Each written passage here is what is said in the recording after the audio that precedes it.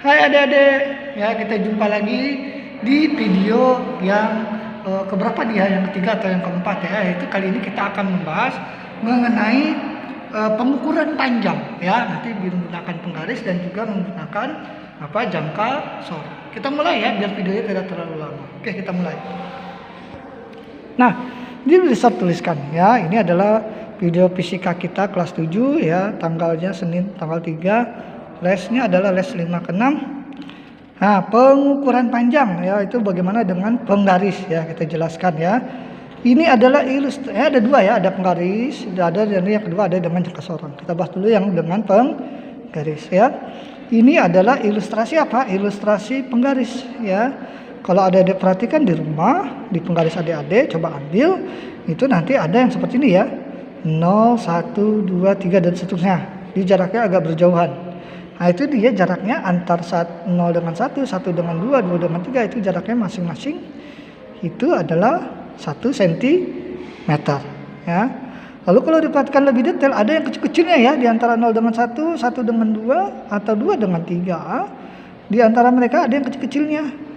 Nah, itu adalah disebutnya skala terkecil penggaris. Nah, caranya mencari bagaimana panjangnya itu? Caranya begini. Karena dari sini ke sini adalah 1 cm, kemudian dia dibagi 10 sama panjang, ya kan, yang kecil-kecil ini ada 10, maka mencari satu buah panjang ini adalah tinggal 1 cm kita bagi 10, karena dia dibagi 10. Jadi nanti dia dapat nilainya adalah 0,1 cm, karena 1 cm dibagi 10. Nah, itu sama saja dengan 1 mm ya.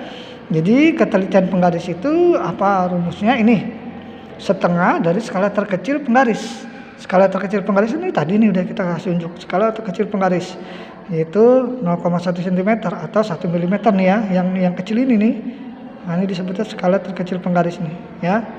Oke, jadi kalau kita masukin cara mencari ketelitian penggaris sama dengan setengah dari sebentar, ini gambarnya agak buram ya. Nah, ini udah setengah dari skala terkecil penggaris, berarti setengah dikalikan 1 mm tadi ya, sama dengan setengah kali 1 mm sama dengan 0,5 mm. Jadi itulah ketelitian daripada penggaris yang kita gunakan ya. Paham sampai situ ya? Ulangi lagi ya. Skala terkecil itu yang kecil-kecil ini. Nah, ini nilainya adalah 1 mm. Kalau ketelitiannya itu adalah biasanya digunakan rumus setengah dari skala terkecil penggaris yang kita gunakan. Yaitu berarti setengah kali 1 mm nilainya 0,5 mm. Oke, kita lanjut ke bagian yang kedua ya, di sini yang agak panjang. Itu adalah kita mengukur panjang menggunakan alat dengan jangka sorong, nama alatnya. Ya, ini namanya alatnya jangka sorong. Nah, ini nanti yang bagian ini nih, ini bisa geser-geser kemarin nih, mundur, maju ya. Jadi ini disebutnya adalah yang bisa bergerak, ini disebutnya adalah rahang geser. Sedangkan ini nih yang tidak bergerak, yang kita bikin tetap nih ya, itu adalah rahang rahang bawah atau rahang tetap. Rahang tetap ya. Yang bagian bawah ini disebutnya adalah rahang bawah, yang bagian atas ini disebutnya adalah rahang atas. Masing-masing ada fungsi yang nanti kita bahas ya. Kita balik lagi ya, ini nanti dia bisa geser-geser, nah di bagian sini dia bolong nih, bagian sini bolong, sehingga bagian belakang yang ini nanti angka-angkanya bisa kelihatan kalau kita geser ya. Lalu di rahang geser ini dia ada yang kecil-kecil seperti ini nih. Ini disebutnya adalah skala nonius ya. Skala kecil-kecil yang terdapat pada rahang geser itu namanya skala nonius ya. Nanti kita bisa hitung di sini ada berapa nih? Apakah ada 10 atau ada 20 ya? Yang kecil-kecil ini ya. Dibagi berapa biji dia ya. Oke, kita lihat ya.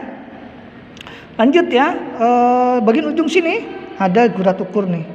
Ada kayak semacam pelat memanjang ke sana, itu ada ukurannya nanti di sini ya. Itu adalah gurat ukur namanya. Gunanya untuk apa nanti kita bahas ya. Kita ulangi lagi biar lancar ya. Yang bagian sini, yang ini sampai ke sana namanya adalah skala tetap atau rahang tetap ya. Yang bisa digeser-geser ini namanya adalah rahang geser. Ya, nah ini dengan ini ujung ini disebutnya rahang atas.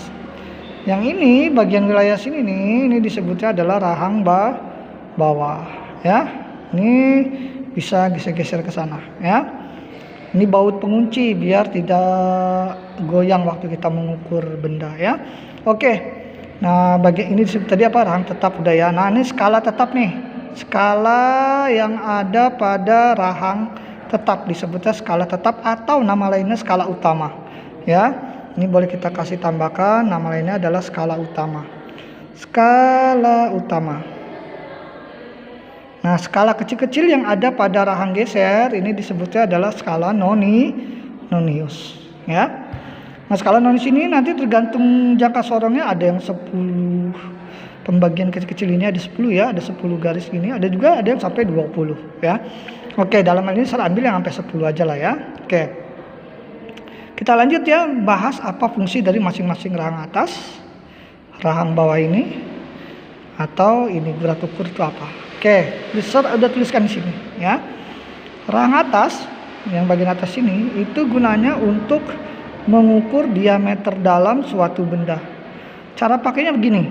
Yang ini nih nanti dimasukkan ke dalam tengah-tengah benda sini nih. Nah, gitu ya. Nanti makanya dia nanti bisa hanya mengukur ini diameter dalam nih. Ini namanya diameter dalam sampai sini saja.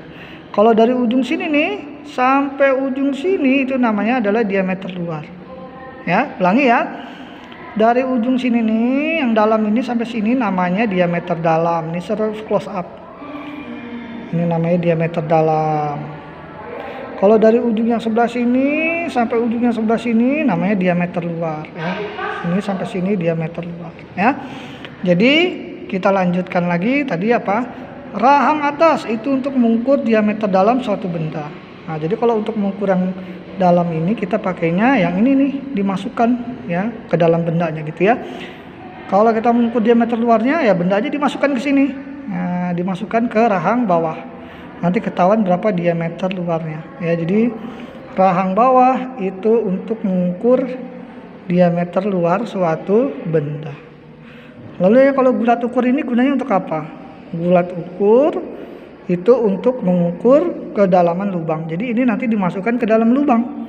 Kita bisa tahu lubangnya seberapa dalam ya. Kita hitung aja nanti dia berhenti di garis mana yang kecil-kecil itu ya.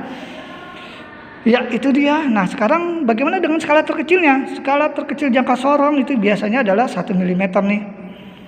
Nah, ini biasanya adalah skala terkecilnya ini adalah 1 mm ya. 1 mm skala terkecil dari jangka sorong. Jadi yang jarak yang ini kecil-kecil ini ya, jarak dari sini ini kurang ya. Nah, jarak kecil-kecilnya ini adalah jaraknya adalah 1 mm. Kalau dari sini ke sininya dia 1 cm ya. Yang kecil-kecil ini dia adalah 1 mm. Kalau ya itu dia ya. Oke. Nah, lanjut ya. Bagaimana mencari skala nonius? Skala nonius di sini ya ada berapa dia nih? Kalau dia ada 10 berarti skala nonius ada 10. Dia variatif. Ada yang 10 skala, ada yang 20 skala ya.